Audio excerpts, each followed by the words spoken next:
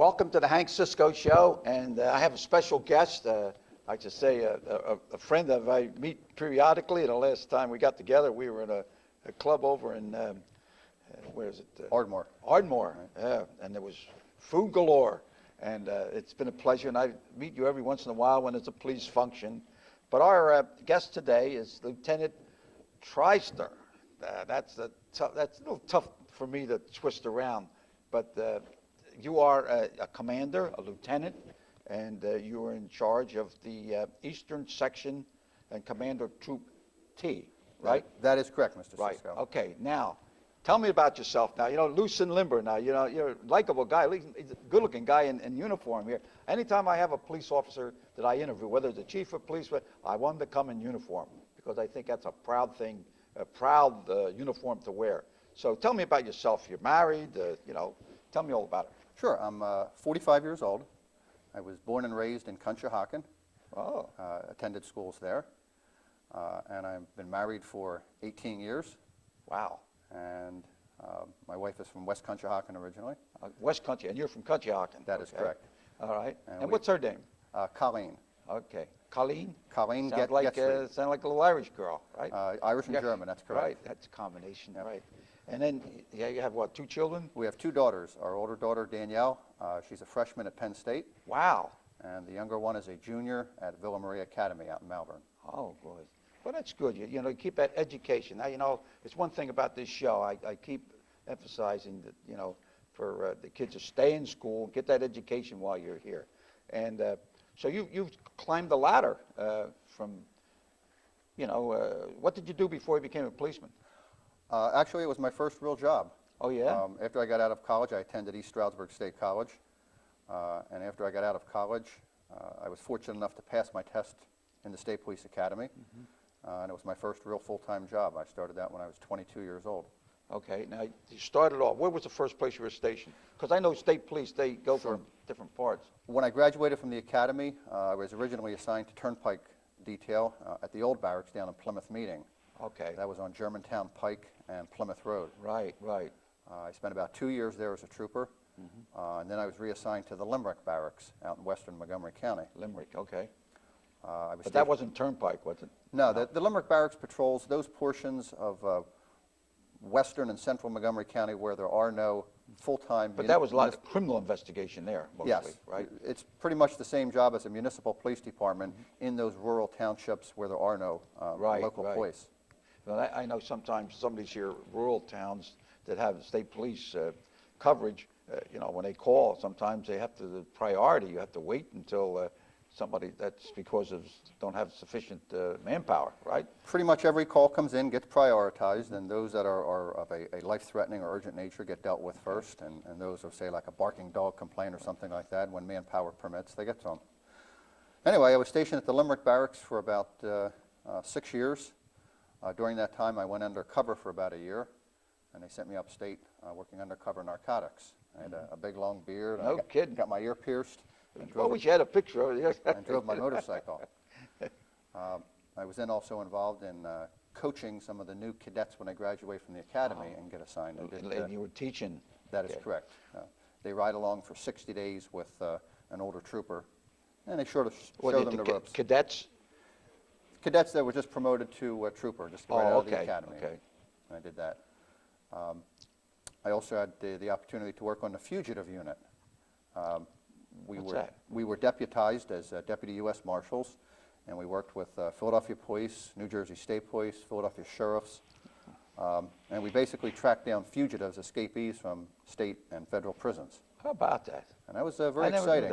I never knew that. It was a real early job. We started most mornings at 3 a.m. Our shift started, and we like to do our raids and get the people. You get them while they're sleeping, right? Absolutely. It's a lot safer for everybody. Yeah, Safer I guess for them the and guys safer on for us. drugs or whatever it is, like they sleep during the day and go out and whatever.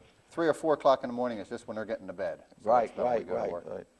After that, I was assigned as a supervisor, a corporal, at the Limerick Barracks.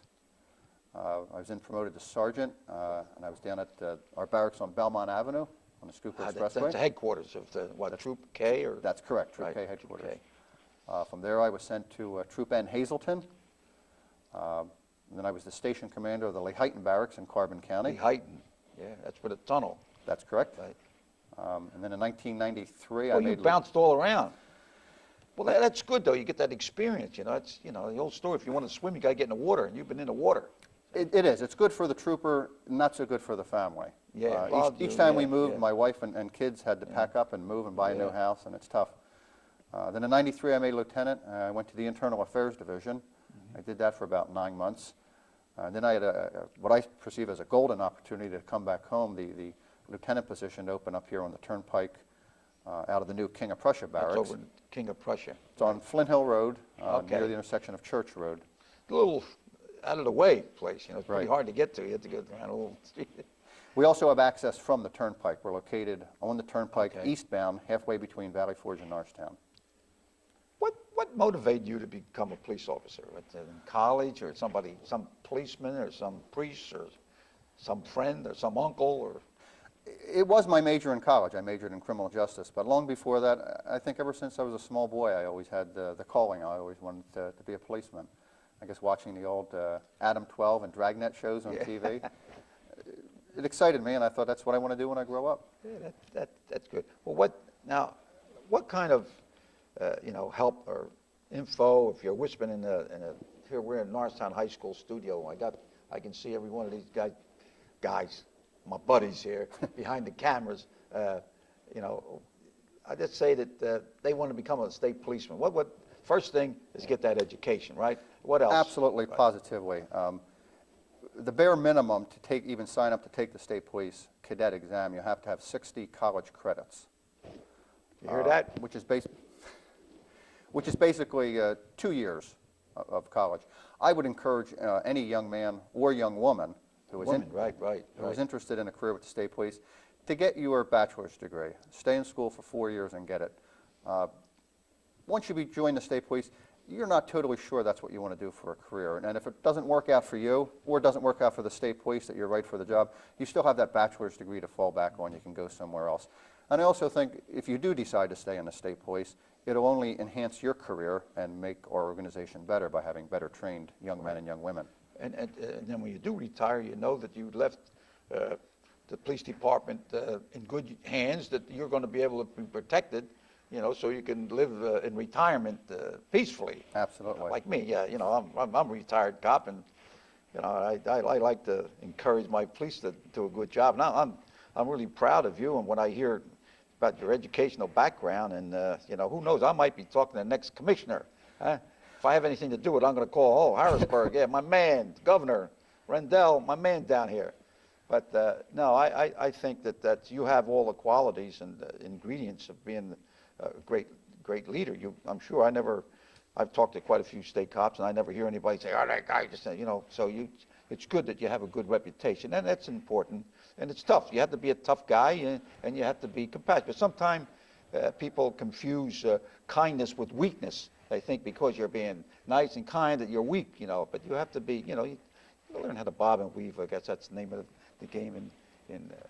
But now your main function is the Turnpike, right? That is correct. The Pennsylvania State Police... Tell me what your normal functions or what you do like.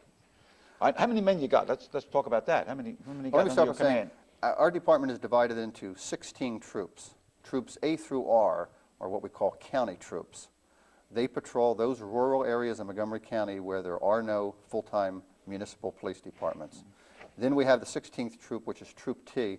Our function is just the Pennsylvania Turnpike, from Ohio to New Jersey, and in the Northeast Extension, from the junction of Plymouth Meeting to the terminus in Scranton. My job is called the Eastern Section Commander. There are 3 lieutenants on the Turnpike, one out by Pittsburgh, one by Harrisburg, and I'm in the east. My area goes from Downingtown, out in Chester County, all the way east to the New Jersey Turnpike, and in the entire Northeast Extension, from the junction all the way to Scranton. In that area, there are 2 barracks, the King of Prussia barracks that we talked about earlier, and the Pocono barracks up in Whitehaven. Okay. And both of those are under my command. When I go to the Poconos, in other words, that district go from Flint, what's that, Flint Hill? Flint Hill Road, correct. To Scranton? The barracks on Flint Hill Road, the King of Prussia barracks, patrols from Downingtown to New Jersey, and then from the junction to Allentown. and then my Pocono Barracks picks it up at Allentown and goes all the way to the Scranton two terminus. tunnels up in Lehighton, that's under your command, That is correct, all the way to the end, to Scranton. to the end? Yes, sir. And how many men, you say, approximately? Out of You the have King of at your Prussia barracks? Out of the King of Prussia Barracks, we have 44, and at the Pocono Barracks, there are 22. Pocono's under your command? Yes, sir. Oh, I thought you just had this here, but you got two. Right. You go, how often you go back and forth? I try to make the Pocono Barracks about once a week to go up there for a visit. Each barracks has one sergeant in it, and the sergeant is the station commander. He runs the whole show. Then I supervise a couple of the sergeants. I see quite a few women state police now. Is that trend moving ahead, or what's the scoop on that? That's a very good point, Mr. Cisco. We try to have the state police represent the population we serve. It really doesn't make any sense to have an organization full of 100% white males Right. when we're interacting in a community with, obviously, females, African Americans, Hispanics, Asians, right. all different races, all different cultures. So recruitment in the state police, we like to try to recruit enough minority applicants so that the population of the state police represents those communities we serve. And after all, it strengthens the organization when we're more representative. And you're servicing the community better, and especially now as a language barrier. You got quite a few people in Mexico, especially here in Norristown. When I was a policeman in Norristown, I put 24 years there, and I didn't have this problem of language barrier. I speak a little Italian, my parents, and I know myself when I would get to a family disturbance or something, they were all talking Italian, and if I go and say, "Hey, Gumbadi," well, everybody calms down. "Hey, my Gumba," and that means a lot. The police officer of the scene, whether so same thing if you Afro-American group and they get an Afro-American police officer, he gets there, he'll get the attention and he'll get the cooperation. It just, I guess it's within our heritage, whatever you want to call it. I think sometimes and it's important that we have absolutely the department. They function as role models for youngsters, and also I think a lot of times a young man or a young woman, a teenager, those years are difficult enough, and if they see somebody who's totally different from them, it's a little harder to relate. Right. If they see somebody that, I know that guy, I remember him from the neighborhood, or I know his uncle or something like that, it'll lend a little bit of trust in the beginning and start a conversation and then calm situations down. I know when I first came on, you were speaking about Spanish speaking, maybe once or twice a year, 23 years ago, you'd have a need for a Spanish-speaking trooper on the turnpike. Mm-hmm. Now it's like once a week we have a situation out there where you have a communication barrier, and rather than a situation escalate where two people can't communicate, we try to get a Hispanic trooper or a Spanish-speaking trooper out to the scene. And it just seems to lower the level right away. And what happens if you pull somebody up? Well, wait a minute. If a guy's driving a car, he's got to know some English, right? To be able to communicate, or what's the scoop? Actually, no. Under Pennsylvania law, as long as you can recognize the signs and what they mean and do that action, you don't have to speak the language. So if you spoke Russian, say, for example, but did not speak English, and you recognize the octagon, the red octagon means stop, and you do that, that's sufficient. I had a little experience when I was a policeman. I got a call. You have an Italian speaking police officer, a lady at Montgomery Hospital. She's Italian, and they can't make out what their problem is. And so I went out there, and this lady's going, oh, she's, so I'm that's nice and easy.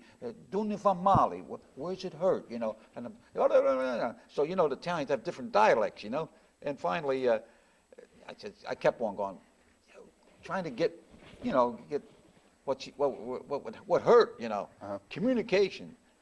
So finally, I said, look in her wallet and see what part of Italy she's from, or and here she was Russian. So here I was for a half hour trying to find out what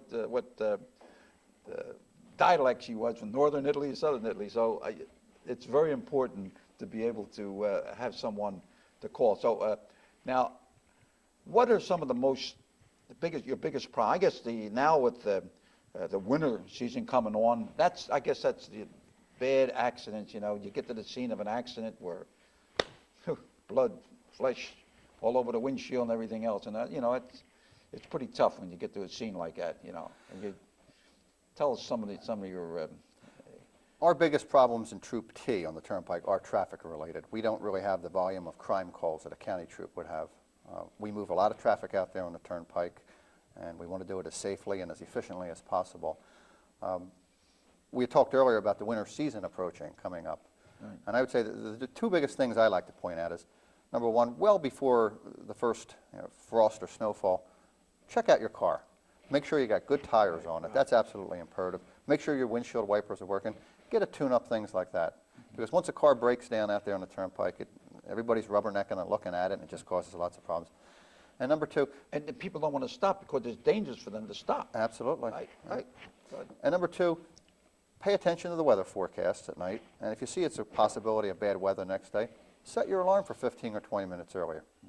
If there's no snow, no big deal. Have a second cup of coffee. But if there is, you can get on the road a little quicker, allow a little more time for your trip, a little more distance between you and the car in front, and you'll get to your destination safely.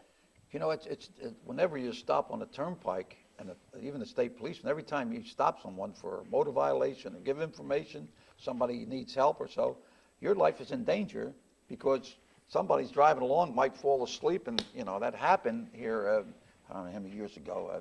State policeman got killed here at Valley Forge, and they took him to Montgomery Hospital, and they called police officers to help move him from one stretcher to the other. He was killed instantly, but you know, that was a fact that he stopped, and the truck driver coming down, and he coming in from Pittsburgh someplace, and by the time he got to Valley Forge, he was almost sound asleep.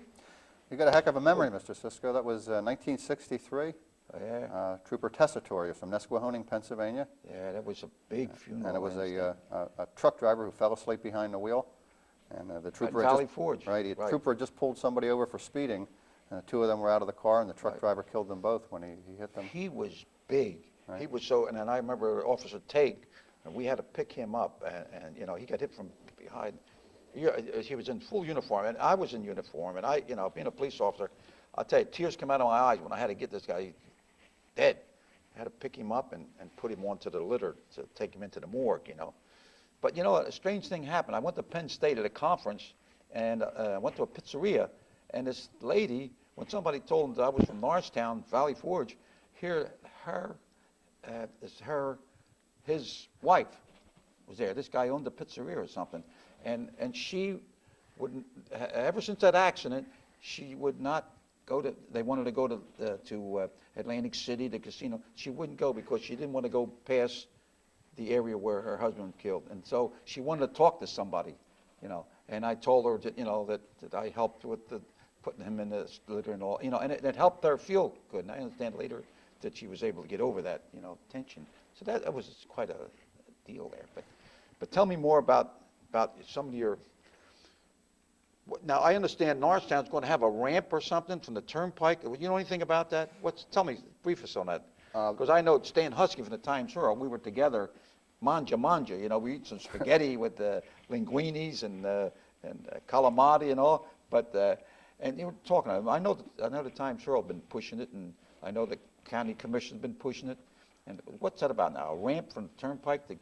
It's going to help us, right? Right now, the turnpike here in the eastern section is undergoing a huge expansion project.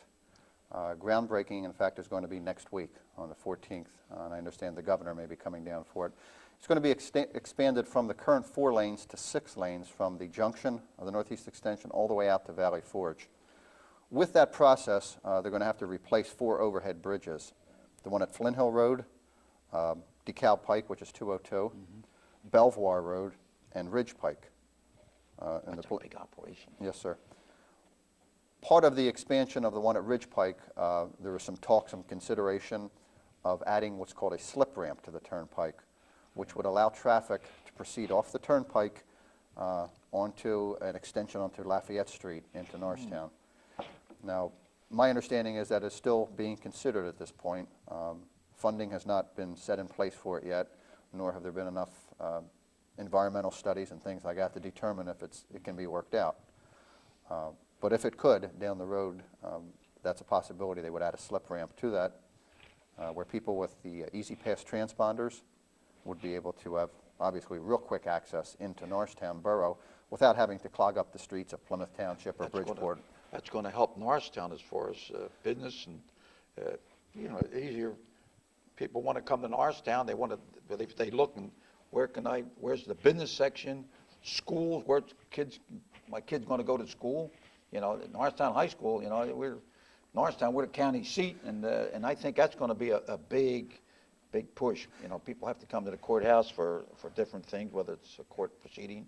Sure. I But, mean, as it stands right now, you'd have to get off the turnpike either at Mid-County or Norristown or Valley Forge interchanges. Yeah. And you're going through a whole bunch of small roads and small towns to Right, get over to right. Norristown. And it is inconvenient. So this would definitely, in my opinion, help the borough. But there's a lot of work to be done, and hopefully the turnpike and the municipalities can work it out. And Who is the state police commander now? Who's I remember Ivanek. Ivanko was the old Ivanko. one. This is Colonel Jeff Miller. Miller now. That's correct. Uh-huh. Colonel Miller's from the Harrisburg area. He's young. He's about my age. Yeah, I haven't met him. I met the other fellow, and in fact, I think the state police, I knew quite a few way back, and I think they had a lot to do with influencing me becoming a police officer. They used to come to Norristown at different weddings and parties and all, and they talked wide, and I was a former amateur professional boxer, and said, well, you were a boxer, you ought to become a cop, you know, so We they do a had lot a of lot to do it. We do a lot of boxing in the State Police Academy when you're going through as a cadet. They still do that, do they? Yes, they I hear do. now we got a local boxer that's going to be boxing. He's from Norristown High School, and he's going to be boxing amateur. You know, The academy's 27 weeks long, and it's really designed 27 weeks. It's designed to weed out those candidates who don't have what it takes to Let's successfully say, complete it. what are some of the trainings? Your typical day? Yeah, typical day. You try to remember, it's been 23 years. You get up about 5 o'clock in the morning, and obviously you got to take care of your room before anything else. Right. You have to- Semi-military like. You Yeah. have to make the bed, and it has to be just like it was in the service, and dust and sweep and all that stuff. We usually begin the day around 6 o'clock with a run of 3 or 4 miles. Then after the run, grab a quick shower, grab some breakfast in the chow hall, and then off to morning chores. You'll either be assigned to take care of the canines, or get down to the stables. There's probably about 40 or 50 horses. Pile it here and pile it there, right? A lot of piles of you-know-what. A lot of shoveling of that up there at the academy. Or you have KP duty, one of those. Yeah, you got to work the kitchen, right? Then after that, you start classes. I think classes start around 8 o'clock in the morning, and they go straight through till noon. You get about a half hour for lunch. And it's funny there at the academy, your noon meal they call supper, and that's your big meal of the day. That's when you have your roast beef and your mashed potatoes and things Supper. like In other that. words, it's the morning and lunch is sort of just The big ones. And the light. dinner is more of a light, like Yeah. a sandwich or something like that. So after you have a big meal, then what? Classes again in the afternoon from about 12:30 to 4. So you see, the education is important. So if you get that early education, it makes it a lot easier. I know myself, I was an 8th grade dropout, and after I put 14 years on the police department, somebody said, hey, you better get an education. So I took the test, got a high school, what do you call it? GED? Yeah, and I got a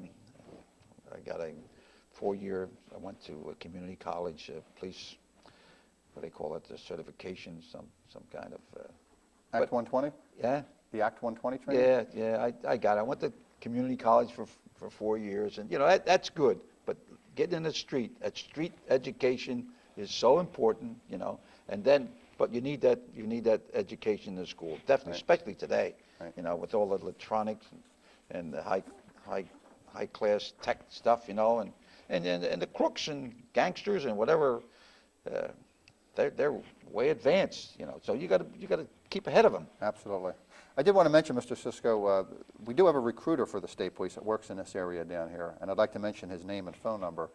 How do they contact? Now, let's say, I know a couple of fellows were talking about wanting to join the state police prior to coming into the studio.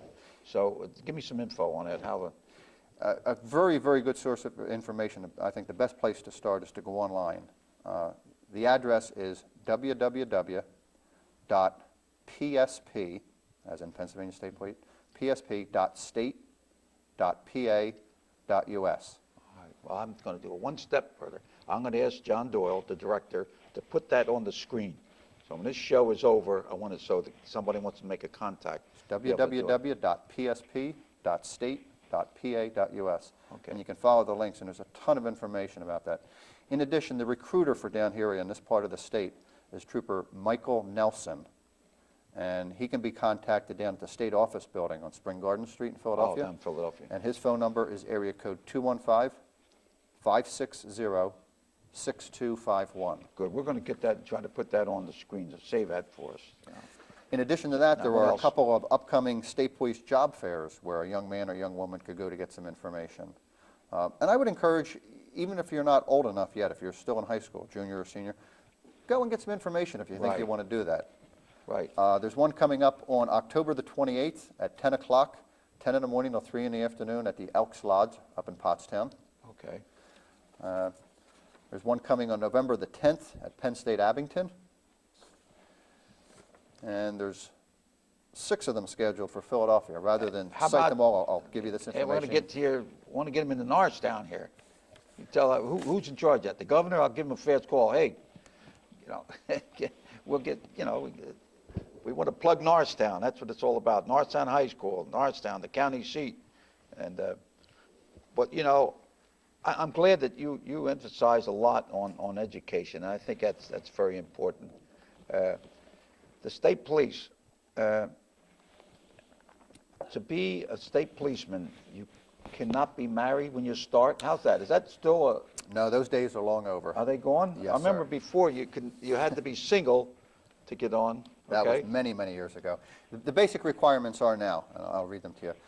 An applicant has to be at least 20 years of age to apply. 20, okay. You listening? Okay. You cannot start the State Police Academy until your 21st birthday, but you can begin the process when you're 20. And it's a long process. It probably takes 6, 7 months to get through it all. And you cannot have reached your 41st birthday. So we'll take you all the way up to 40 years, 364 days. You have to be appointed as a cadet, receive your cadet appointment before your 41st birthday. An applicant must be a resident of Pennsylvania at the time they put their application in. An applicant must also possess a valid Pennsylvania driver's license on the day they are appointed as a state police cadet. And as I stated earlier, minimum of 60 college credits. If you have prior military experience, That gives you a couple points. you can be waived with 30 credits you can get out of. I also like to Right. point out the starting salary now, the basic salary Okay, that's important. for a young trooper. Tell me how much it is, because we're going to wrap this up here. The new troopers, when they graduate from the academy, they start at $44,211, 44,000 to start. and they're guaranteed within 5 years, this is just the minimum salary, $56,228. So Oh, in 5 man. years, they'll be at that level. That is an opportunity. They're going to put that number of the recruiting on the screen, and we're going to see how many we get from Norristown High School. And the At least get started. The benefits are fantastic, Oh, man. Joe. Well, listen, it's been a pleasure having you here, and you taught me a lot, you know, and a lot of information. And you're a credit to the department, let me tell you. I thank you. really, So I just want to give one little plug here, too. In this day and age with 9/11 and things like that, Yeah. There's a lot of good information sharing, and the Montgomery County Police Chiefs Association Okay. have welcomed me as a member a couple years ago, and the sharing of information between police departments is at a level I've never seen it before. Yes. It's an excellent organization, and it's not like the old days where we keep stuff to us. And they, yeah. So, Right. Okay, Lieutenant, thank you very much. you're welcome, Mr. And, Cisco. Pleasure to Thank you, sit down ladies and chat. gentlemen, and we'll be back with another show later on in the week. Okay, so thank you for allowing us to come into your home, and God bless. Thank you.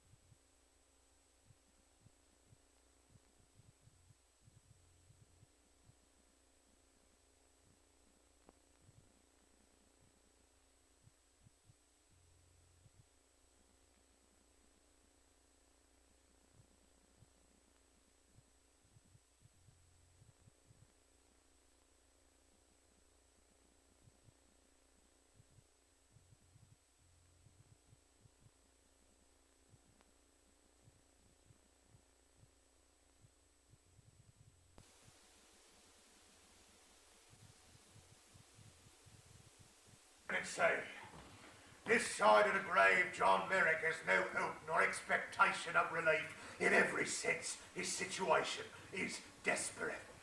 His physical agony is exceeded only by his mental anguish. A despised creature without consolation. Tuppence only, stepping insane. To live with his physical hideousness, incapacitating deformities and unremitting pain is trial enough, but to be exposed to the cruelly lacerating expressions of horror and disgust by all who behold him is even more difficult to bear. Tuppence only, stepping insane. Fly me to the moon, let me play among the stars. Let me see what spring is like on Jupiter and Mars. In other words, oh, hold my hand, yes. In other words, baby, kiss me. Welcome to the Hank Cisco Show. And ladies and gentlemen, we have two special guests today, and they're actor and actress. And we're going to talk about this show that's coming into Norristown, and it's going to open October the 29th, and it's going to finish up in the 21st of November. And the tickets are only $16. I'm giving that out front, okay? Now, the name of the show is The Elephant Man, and our two cast, or two actors and actor and actress, Right. In the show. Okay, now, your name is Susan Lane. That's right. Okay, and you're Joey McLennigan. McLennigan. McLennigan. Yeah. I have a little trouble with an Italian name. It's quite all right, So, yeah. but now, this show, this is like how long you been doing this? How long you been Doing studying theater? like put a show on like this? Oh, for just this show, we'll rehearse total about 5 or 6 weeks. Yeah, around 6 weeks. Yeah, it's pretty And, standard. okay, now, let's start with this. The Elephant Man. Tell Right. me something about the Elephant Man. What is the show about? Okay. Okay? Right. The Elephant Man, his name was Joseph Carey Merrick, otherwise known as John Merrick.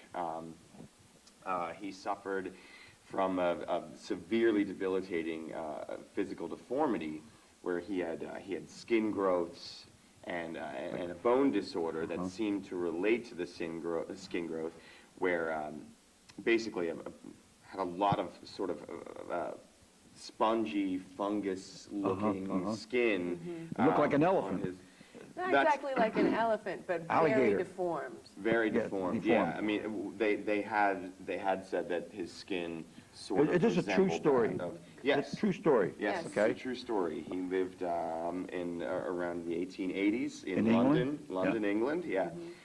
Yeah, and he started showing the symptoms of this disease as a very young boy, around 3 or 4. It started to seem that something was wrong with him. As he progressed through his life, the conditions got worse and worse to where he lost the use of his right arm, for example, became huge, severely deformed and heavy. The weight.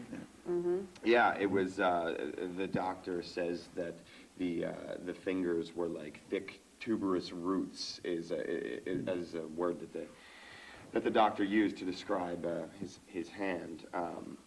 And they had thought that it was a case of, what was it, neurofibromatosis was what Right. it was tossed around Afterwards. right after the fact. But it's recently been discovered that he suffered from what is called Proteus syndrome, which Susan knows Like a Right. a lot more DNA about than I do. Yes, it's later on. it's a sort of mutation that is genetic, but it's not inherited. Is it still around, this disease? It is. Oh, yeah? Overall, in the world, there have been 128 cases in the history of since we've been knowing about this disease, and people still get it today. Mostly, you'll see it in children. They don't tend to live as long as the elephant man did. He lived until he was 27. I believe. okay. Yeah. Okay, now, you're going to be the Elephant Man, That's right? right. So you're going to use this disguise? You have you're setting that No, up?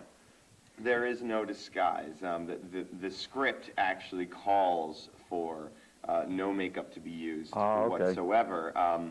the playwright, whose name is Bernard Pomerantz, he says that the more successful the makeup, the more it would take away from the effect of the play. Oh, okay. Yeah, in other words, you'd be focusing in on that. Right, Right. The And- story is the most important Right. part. Exactly, Right. exactly. When it would have to be such an intense, heavy makeup job. Right. Also, for the actor, the makeup would end up playing the part more Right. so than the actor, yeah. because all you'd be able to see is the makeup. So the way we do it is through a little bit of physical contortion, to where I contort my body to approximate yeah. his deformities. Well, I can't wait to see this. That's right. I can't wait to see this. I can't wait I'm gonna to see do how it. you twist around and bob and weave. That's right. That's what we're going to be doing, is bobbing and weaving. Right.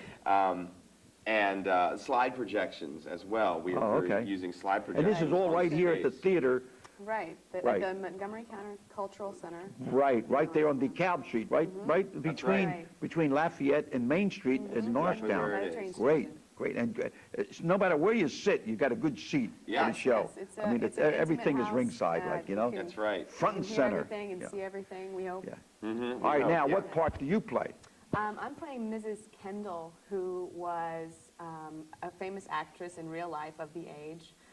She was very famous, very well known, and she is brought in by Dr. Treves, who is treating the Elephant Man, Right. to be his introduction to women. His whole life, he's been a freak and a sideshow eventually, and so women have run away from him, and he's, Oh, yeah. you know, all you- he gets you is sort of- screams from You- women. You're more compassionate and you, Well, eventually. Yes. When I'm first introduced, he thinks that because I'm an actress, I will be fine with it, and I can act like everything's fine. And in reality, when I first meet him, it is really scary, because this is something that I'd never seen before. Right. But eventually, through the play, we become, I think, very, very close. Yeah.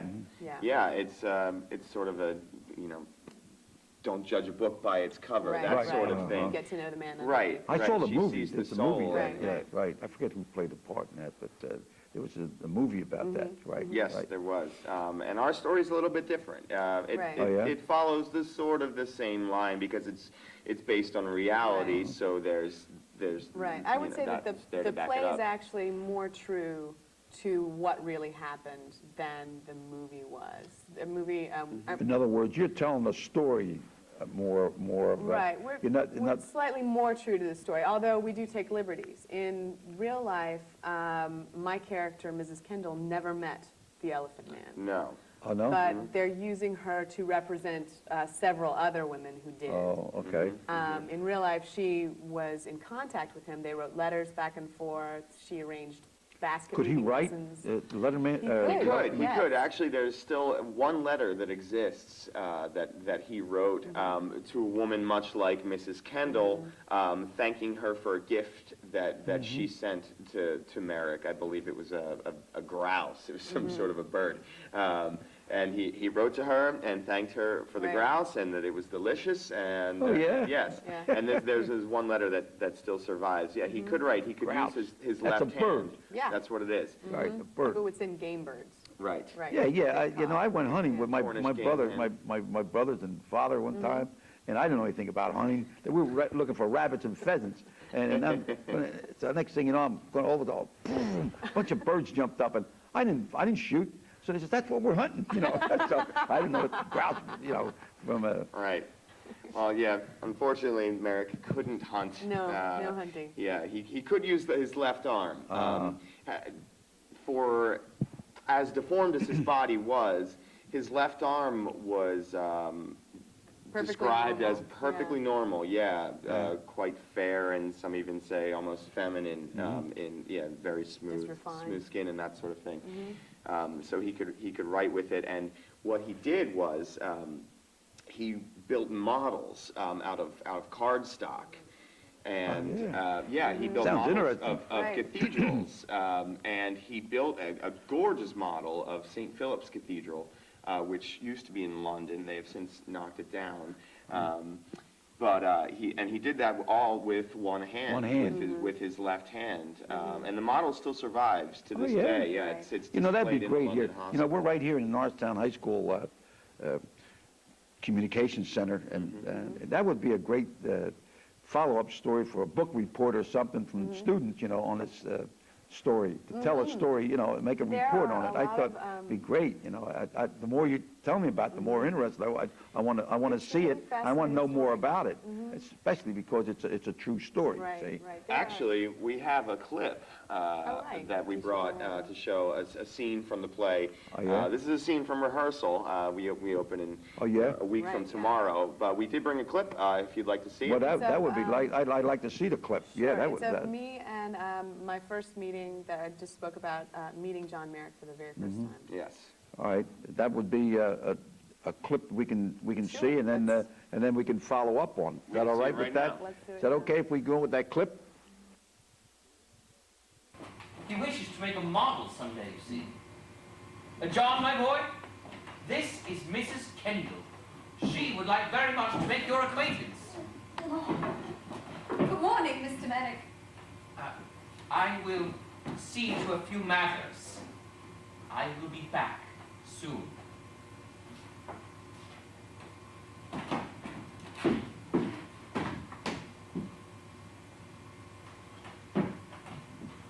I've had so many things to say. I forget them. You are so beautiful. How charming, Mr. Merrick. Well, really that was what I planned to say, that I forgot what I planned to say. I couldn't think of anything else, I was so excited. Real charm is always planned, don't you think?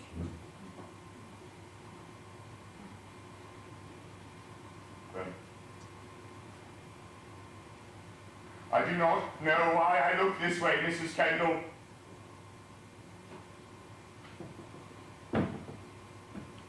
My mother was so beautiful. She was knocked down by an elephant in a circus while she was pregnant. Something must have happened, don't you think? It may well have. Very well.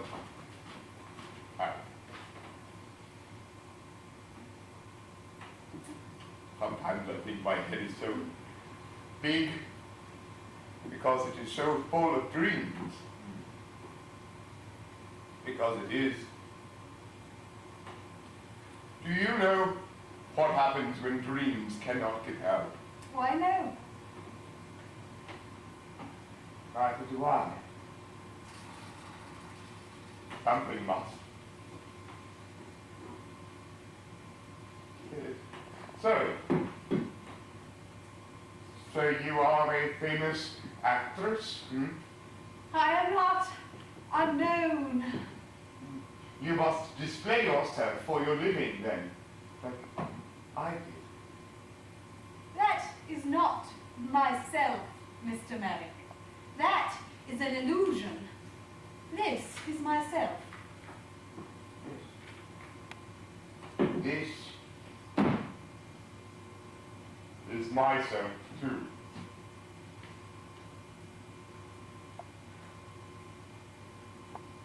Frederick says you like to read. So, books. I'm reading Romeo and Juliet now. Oh, Juliet. Huh. What a love story. I adore love stories. I like love stories best too. If I had been Romeo, guess what? What? I would not have held the mirror to her breast. You mean the scene where Juliet appears to be dead and he holds the mirror to her breath and sees... Nothing. How does it feel when he kills himself? Because he just sees nothing. Well, my experience as Juliet has been, particularly with one actor I will not name, while I'm lying there, dead, dead, dead, and he is lamenting excessively, I get to thinking that if this slab of a ham does not depart the ham hock of his life too sweet, I'm going to scream, pop off a tomb and plunge the dagger into his stealing heart. Hey, that's great. I really enjoy that. Now I know you know, I see what you mean about, you know, the Physicality. Right. your body, the way Right. you're twisted and all, and shows, and also you're great about that. you, You know, thank you. I can't wait to see it. And also, I'm tell all my friends and all the viewers here. Tell me something about yourself now. You're an actress, I am. okay? Now, where were you born and schooled and I'm originally from a small town called Cookeville, Tennessee. where? Cookeville, Tennessee. Tennessee. Tennessee. Hey, Yes. the editor of Times Herald, Dan Husky, he's from Tennessee. I have to check It's it a out. See how. fantastic state. Okay, go ahead. So I'm originally from Cookeville, Tennessee. I went to school, I received my Bachelor of Fine Arts in Performance from the University of Memphis. I have since lived in Columbus, Ohio, Philadelphia, and presently I live actually in Knoxville, Tennessee, but I'm just up to do the show. You just come up here to do the show? Every day she drives up. Yeah. Tennessee, and then 12 goes hours. home at night. Yeah. And you come up here just for this show, and then you go get back to Tennessee. That's the Oh my plan. God! Come on, stay up here. We're the county seat. We're I know, revitalization in Norristown. Norristown. You know. I could be persuaded. How do you like it around here? You like it? I love it. I've had nothing Right, but right, a good. good experience. But, okay. Well, we'll check you out there and find out that we'll change your address here. All right. Now, where you come from? This is where I'm from. I was actually born in Virginia, and then shortly thereafter moved to Conshohocken, and then my family moved to Norristown when I was in 3rd grade. I went to high school right here. And, You went to high school? Norristown. Norristown High School? Yeah. Okay. I graduated 95. Now, how long you been doing this? Theater? Yeah. Yeah, since my freshman year of high school was the first production I was involved in. I did all the plays. You did in some other school. shows here in Norristown for Yes, the yes, Cultural I've Center? been working with the Cultural John Center. Doyle is the director, right? That's right. Is he Yes, directing he's this one of show my here? directors. Yes. Yeah, the show here? Yes, yes, yes. He and Randy Wise, they're Uh-huh. co-directors. They Okay. They Yeah, I work know in 'em. tandem with each other. Mm-hmm. And I've been working with them since, I've been working at the Center Theater since its inception in '96.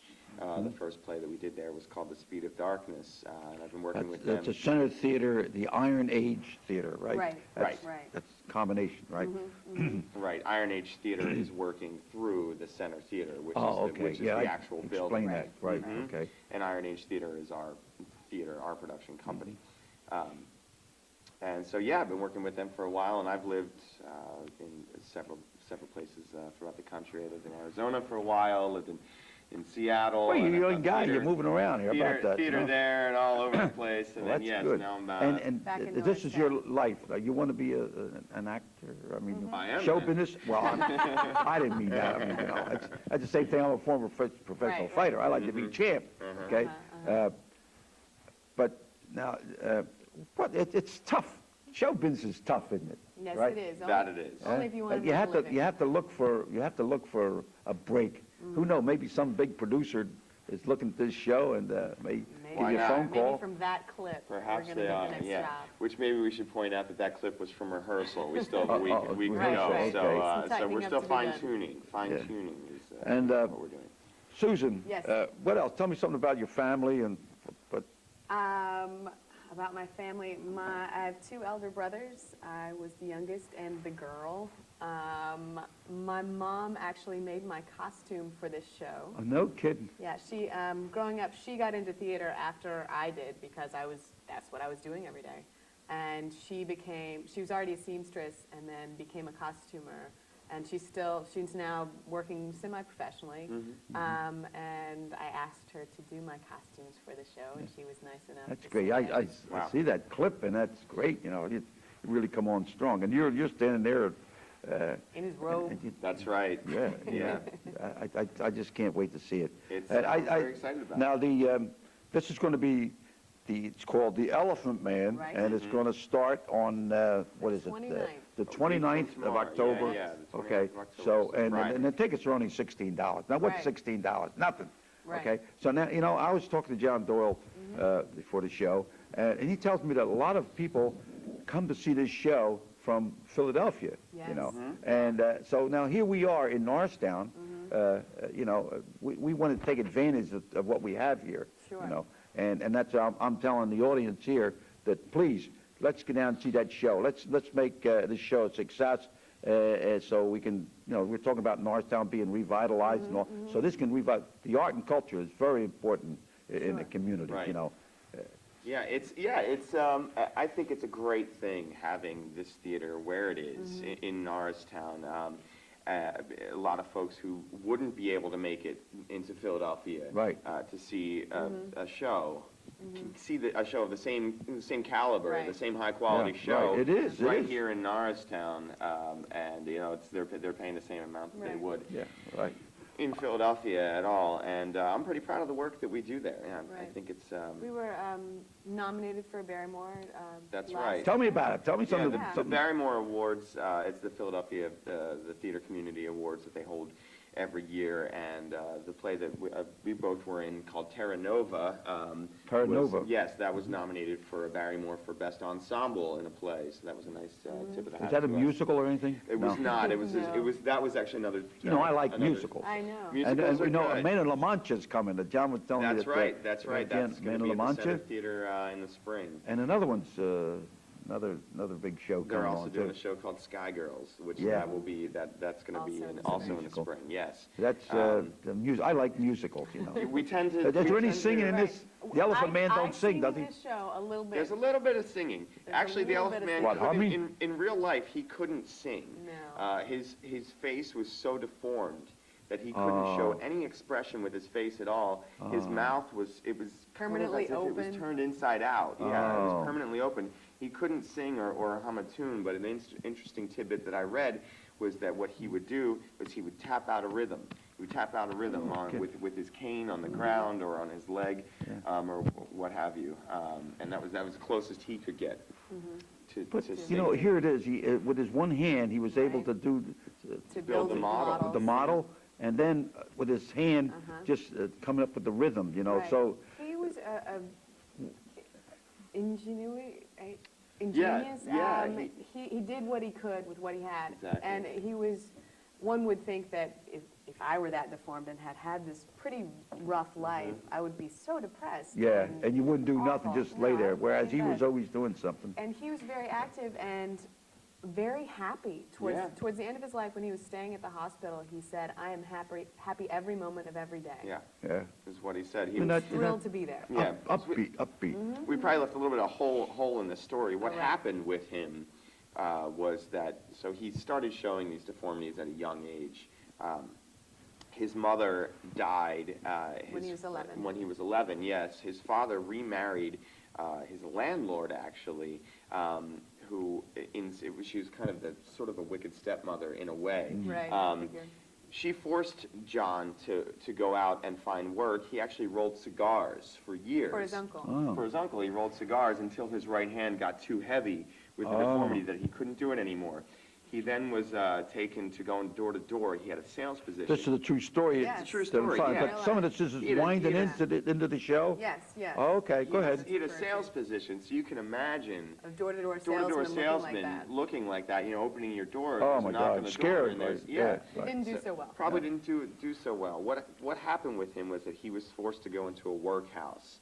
Now, a workhouse was basically a place of employment for people in London who had nowhere else to turn. Right. It like a shelter. It was their welfare, basically. Right. They were given a roof over their head, Right. somewhere to sleep. Right. But they had to work very hard Yeah. all day long. It was, they made it bad enough so you would never want to go there. So if Right. there was any option of you not taking a handout, In other words, you would do something In other else. words, they made it a little tough, so you They just made they it very didn't want any tough. freeloaders. No. Right, No, exactly. not at If you all. had nowhere else to turn, Uh-huh. that's where you would go. And that's where John Merrick ended up going. And he was there for a number of years before he heard about a traveling performer. And he got to thinking that perhaps maybe this guy could use me in his act somehow.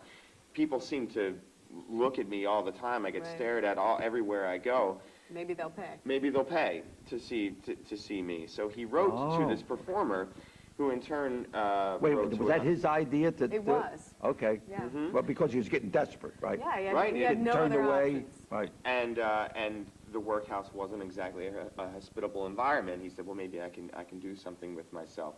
And eventually he was, so this performer that he wrote to talked to another friend who started displaying Merrick as a sideshow freak, basically. And he actually did pretty well. He was, it was more money than anybody else was making. Was he comfortable with this being in the sideshow of being a freak? I suppose as comfortable as one could Yeah, be. he accepted it. Because he needed Yeah. the money. He Yeah. needed the money, and it was better than he had been in the Right. workhouse. At least he had Getting somebody to regular talk to. food and his managers, although in the show the manager doesn't treat him very well, in real life, Merrick was treated very well by his managers because he was their business. They wouldn't, he wasn't abused by Right. them or beaten in So any that, way. yeah, there's an example of the sort of the liberties that are Right. taken with the script and with the play for dramatic purposes.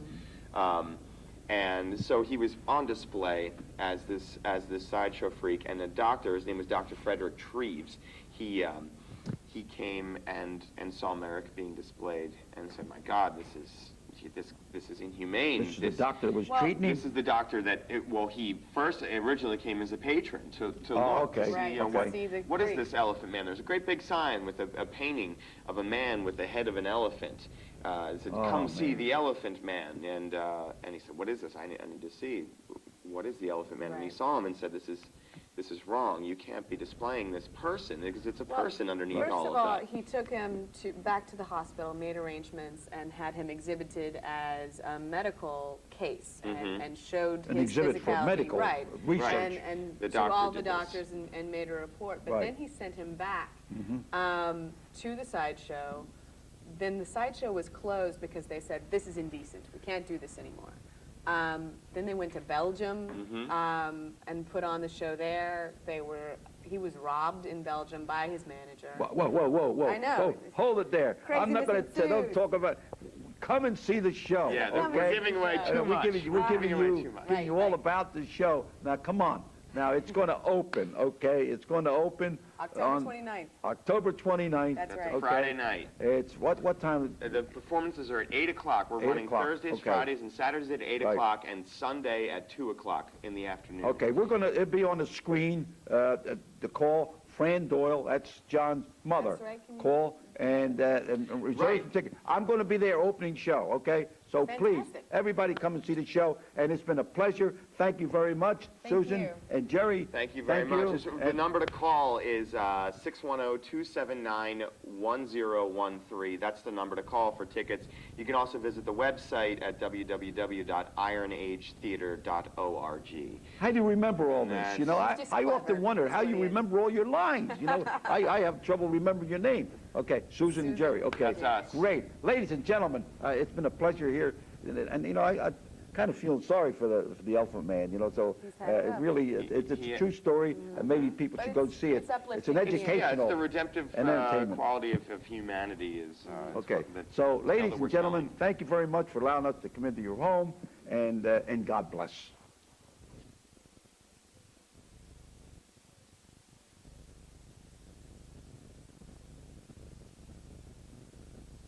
For, in order to survive, Merrick forces himself to suffer these humiliations. I repeat, humiliations in order to survive.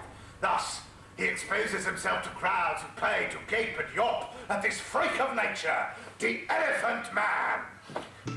Fly me to the moon, let me play among the stars. Let me see what spring is like on Jupiter and Mars. In other words, oh, hold my hand, yes. In other words, baby, kiss me. Fill my heart with song and let me sing forevermore. Oh, you are.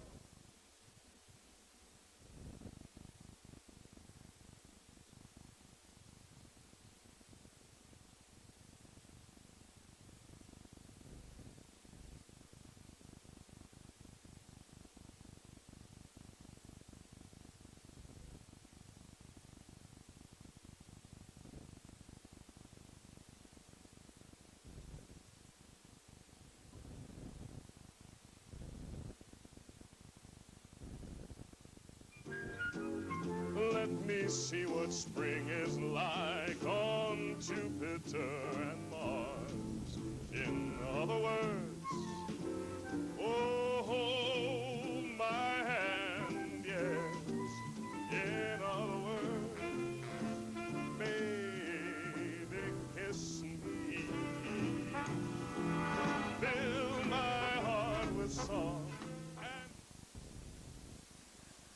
Welcome to the Hank Cisco Show. Ladies and gentlemen, my two guests today, we have an international flavor to this program, and it has to do with education, and has to do with two people that are very good friends of mine, friends of the family, for years. So I just want to let you know that the story's going to unfold.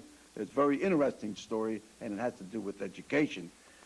My guests today are John McBride and Chen Yan, who is from China, and she's an educator in China. And John is, he is the, with the Montgomery County Intermediate Intermediate Unit, Media and Distance Learning Specialist. It has to do with TV and the whole thing for the whole Montgomery County. Okay, so without further ado, you also have joined together, and we'll go into that and we'll unfold how this all came about, the International Partnership in Education, which you both are together with. Okay, you are president. Correct. And she is vice president. Okay, now, John, tell me about your intermediate school, your functions here in Montgomery County. What's your job? Well, I've been very privileged for the last 26 years to work for the Montgomery County Intermediate Unit in Media and Distance Learning.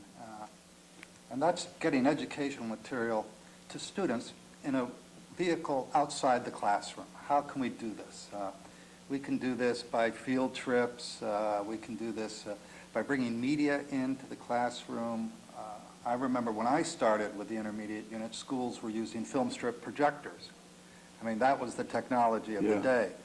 And I've been able to watch that evolve into 16-millimeter films and videotape, computer, internet access, CD-ROMs, satellite teleconferences, video conferencing, great vehicle for distance learning. Students from classrooms all over the world can join other students in classrooms all over the world.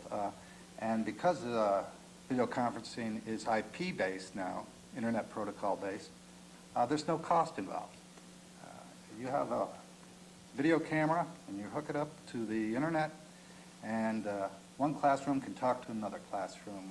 Just No by kidding. From logging one on. country to another? Absolutely. And there's no cost involved other than the equipment, your initial equipment. How about that? Chen Yen talks to her parents over the internet every day. We don't use a telephone. No kidding. All right, let's go to that now. Now tell us about, Jen, you tell us about yourself now. What part of China? Tell me something about yourself. I'm from the southern part of China, a very developed city in China. What should I say? That's It's a modern city. it's a very modern city, big city. I used to work as a teacher there. Oh, you're a teacher? Yeah, in high school. What type, elementary or High school. high school? Yeah. You were a teacher in high school in China. Right. So I taught in What did you teach? What subject? Or did you teach everything? English. Oh, English. Yeah. So I taught English in the high school for, I think, 7 years. And then I went to England, to the University of York for my master's study there. And How many then years were you in England? for 1 year. For 1 year. And the University of York? Yes. So after that, I went back to China and work in the university and still teach English there. You teach in English in the university. Right. Yeah. What would you teach English to students? Are these students that are interested in the United States coming here or starting a business or what? Is this a mandatory for them to learn English in some of the schools, or? Yeah, in China, English is the compulsory Oh, yeah? course in high school, in middle schools, right? And in some big cities, some elementary schools, they have English as the mandatory course. Yeah, so they have to learn that. You have to, in other Yeah. words, it's mandatory. How about Yeah. that? So you're teaching English, right? Now, what are you teaching? You teaching Chinese? No. He's learning Chinese. But We actually met. how did you two meet? Well, what's this all about now? You got an international, you are now with the International Partnership in Education. Okay. Now, I know for a fact that knowing you, that you go to China once a year or so, okay? This started. Tell me all about this that, whole how thing that started. Hank, this started as an employee of the intermediate unit. And at the time, I was also, as a community resident, working with the Perkiomen Valley School District on their Strategic Action Planning Committee for Technology in the district. And at that time, we were talking about different ways to bring different cultures and classrooms together. And I was heading over to China, and so I said, well, I'll try and find you a sister school while I'm over there. What do you mean by sister school? Or a school where they could do exchanges back and forth. Oh, okay, like hook up with a school in the United Exactly. States and over there, okay. Yeah. Like In a fact- sister city. Right, and I came back very disappointed. I failed in my quest for three reasons. Basically, the U.S. intentions are not easily understood in China. Secondly, you have an educational system over there that's very structured, and there's no way that they would participate in an exchange with a school in the United States without approval from a higher authority. So there's a whole They chain control. that has to be, approval chain that has to go, be approved. In other words, they don't have an individual school board. Well, I don't know, do you, They- I think they're provincial, so it would be more of a state level, is that correct? A school board? Yeah, right. Provincial, so Right. that's equivalent to A our little bit state. higher Yeah. than the school Yeah. board. Um, Like a state police rather than a local cop. Exactly, yeah. So, but we came back and we didn't give up, and we kept writing letters and pleading our case that we believe that this cultural exchange would be beneficial to the people of both nations. And finally, we did get approval from the Guangdong Board of Education, Provincial Board of Education. The school What's the name of that? Guangdong is the province, yeah. Sure, that's, I'll have trouble answering to that, okay. But the school that Chen Yen was working at that time, the #1 Railroad High School, applied for permission to participate in the exchange program and received permission to participate in the exchange program. So in 1996, a delegation from Perkiomen Valley School District and myself traveled to Guangzhou to the #1 Railroad High School, and we formalized the sister school relationship. And that program was initially set up as a videotape exchange. 4 times a year, students would exchange videotapes back okay. and forth. That was the common technology in 1996. That was the highest common denominator of technology between the two schools at that time. So they exchanged videotapes on home life, school life, local cultural sites. and Rather history. than getting on the plane and going, staying in a hotel in somebody's hotel or apartment, Sure. you're exchanging. The students The would ask videos, questions yeah. on the videotapes, and then the answers would come back via videotape. That program continued to grow and fostered, and became a reciprocal visit exchange. And maybe you can talk a little bit about the visit from the Chinese delegation to Perk Valley. Because I was not there. I was not within the delegation. The delegation came in 2001. Around that time, I was in University of York. So I heard a lot about that. But you came in 2000 to to set up and initiate. Yeah, right. I came in 2002 as an what? Experiment. As an experiment, to make sure that everything here was I think, So, yeah. so in other words, you were communicating back and forth by TV or by the video, okay, the Videos. phone, yes. okay? Yeah. And as a result of this, you got to know each other pretty well, right? Yeah. Am I right? Hello, how you doing? You know, how about a cup of coffee, a cup of tea, right?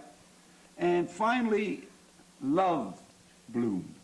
Am I right? That's quite late. Now tell me about that. No, that's a little later yet. There's another Quite part to later. this story. We did find out that we both shared the same passion. I'm a child of the 60s, so I believe that the world can be changed one person at a time.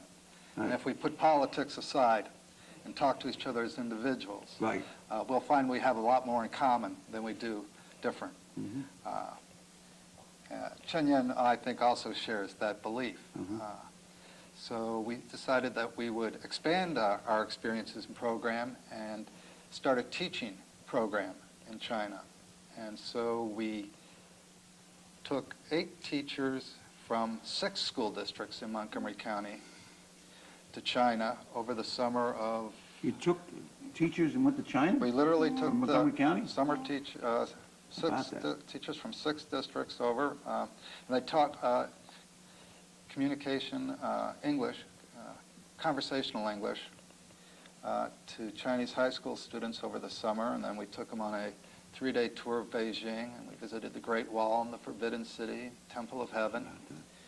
And, you know, I was in those classrooms too teaching. I can tell you that was one of the most rewarding experiences of my life, both professionally and personally.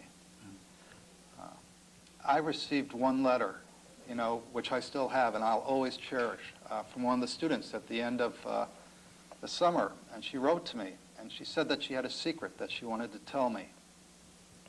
And her secret was that when she heard of 9/11, she was really very glad. And when she asked me about it in the classroom, she could see tears come down my eyes as I talked about it. And she realized at that time she had made a very big mistake in the ways of her thinking. And she apologized to me for that. And she said that we had changed the way she feels about America forever. And, you know, that's what it's about, Hank. When you can get people together face to face. It's just an emotional thing. It is. And put the politics aside. You can in other make words, great people strides. have a different concept about Americans. And so, I mean, what you're doing, you know, here, your involvement here with coming to the United States. In fact, today, you got your learner's permit, right? So you're going to be driving around town and all, but that story there, you know, that's true. And I think that we Americans, we travel all over the world, and we're accepted sometimes, you know, that somebody don't have all the information about us, and you know, jealousy, whatever it may be, you know. But I'm glad to see that what you're doing is opening doors and getting relationships and people together.